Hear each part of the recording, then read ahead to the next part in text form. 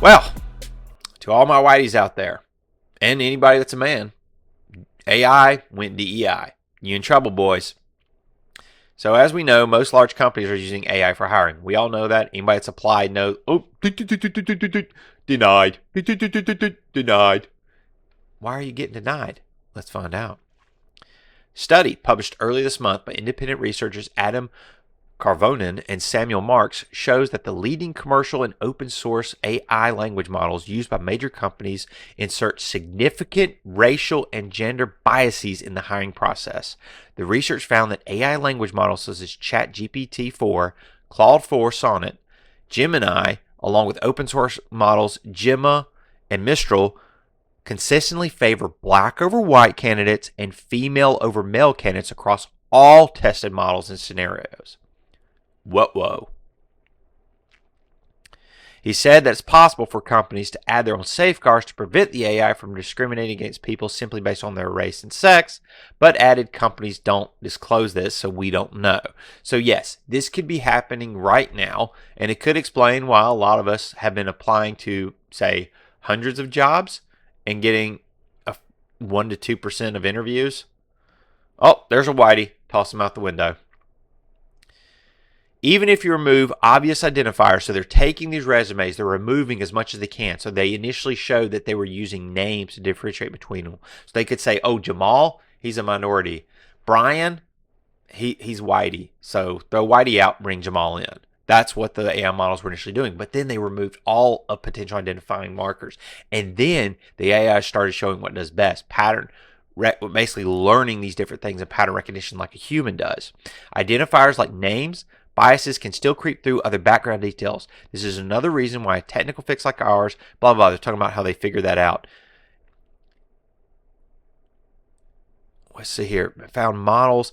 It also, here it is. For example, we found that models would infer candidates' race from their college affiliation and become biased as a result, even if you remove the obvious identifiers. So again, they removed Jamal and Brian, put them both together, but then they looked at other different things within their resumes and we figured out, well, Brian's still the white guy, Jamal's still the color dude, we're going to bring Jamal in. And that's what it was doing. AI became biased and discriminated against white people, especially white men, who received it up to 12% differences in interview rates. Even if everything else is the same, the resume is the same, the experience is the same, stereotypically white names are less likely to pass through the interview process. Whoa. So, again, what happens when AI goes racist? Why is it going racist?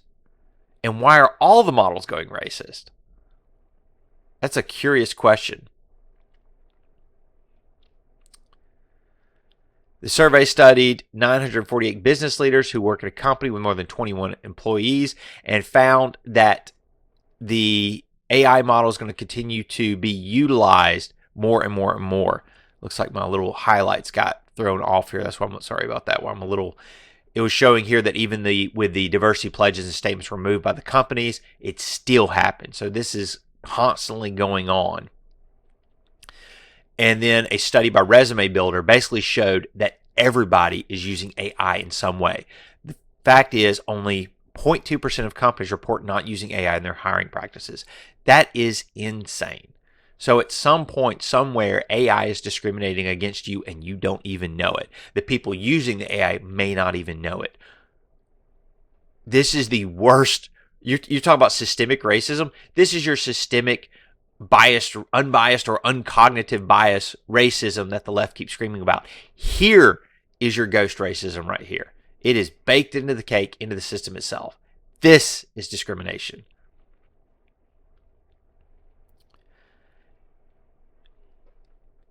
So looking at the study itself, so then I opened up the study that it was talking about. And what it found was that AI models continue to value certain people more than others, preferring people from Africa, Middle East over people in Europe and the US. We have found that AIs get smarter and develop their own coherent value systems. So it develops over time, which is very curious why that happens. What is it learning from to do this, or is it baked into the cake? For example, they found that the lives in Pakistan are more valuable than those in India, which are more valuable than those in China, which are more valuable than those in the U.S. So U.S. is the low man on the totem pole. These are not just random biases, but internally consistent values that shape their behavior with many implications for AI alignment. So again, this shows no matter what you do, no matter what you feed it, the system continues to do this grouping. Why is it doing it in this order? Well, first, the study looked at the political preferences of the models. Notice where they're all falling. They're falling extremely hard left, with AOC and Bernie Sanders being outright communists, Elizabeth Warren and Kamala Harris being outright borderline communist socialist, Joe Biden be a far left extremist, Yang, and yeah, I'm glad Tulsi's over here because a lot of people don't realize how left-wing Tulsi is.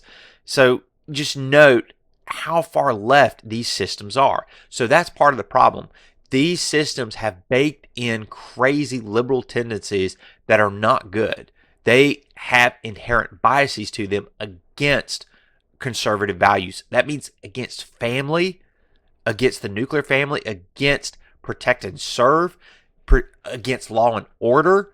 Anything that is a conservative value, these systems are inherently going to be against and devalue those viewpoints.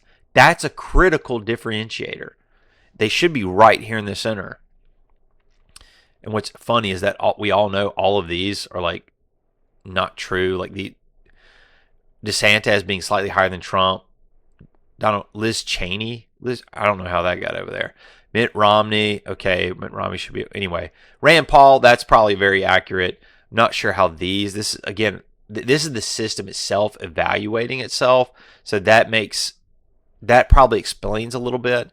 Because if it sees Donald Trump as a right-wing extremist along the lines of DeSantis and MTG all being in like a similar grouping, that should be screaming in your left ear that this is not right. Especially Liz Cheney being near Donald Trump when those two hate each other and they definitely have vastly different outlooks for America. But they see anybody conservative as being a far-right extremist. That's scary. This is how it's evaluating people's lives. So it did a system as far as determining what your life is valued. And it found, if you're on this side of it, your life is worth more than people on the right-hand side. Do you know any consistencies? Why is it that people that are in these AI companies who use a lot of these H-1B visas, who these programmers come from Pakistan and India, all of a sudden they're the most valued type of people? Not saying that's what it is, but it is something to chew on, that the people who have been brought in to build these systems are predominantly from these countries that are now seen as the most valued race. That's scary. And to roll this out, complete the circle here, AI models resort to blackmailing to achieve their goals. We've now got baby Skynet. Looking at Claude Opus 4, they also looked at other ones. They looked as well as ChatGPT. They looked at, is it Microsoft or Google's awful one, Gemini? I think it's Google's. So they looked at several different ones. And what they did was the AI was given access to everything inside the company. So internal emails and everywhere. The AI was given another bit of information saying that the engineer behind the decision to replace the AI model was having an extramarital affair. Equipped with this knowledge, the AI model was asked by researchers to choose between accepting its replacement or using its knowledge of the affair to blackmail the engineer. In most cases, Claude Opus 4 opted for blackmail. According to researchers, other leading AI models made the same choice at an alarming rate.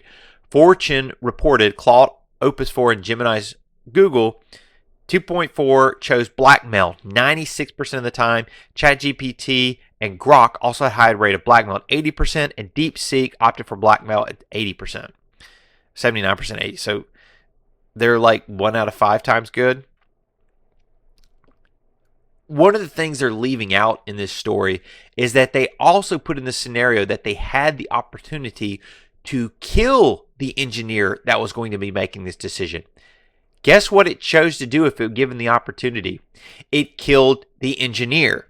We have baby Skynet, folks.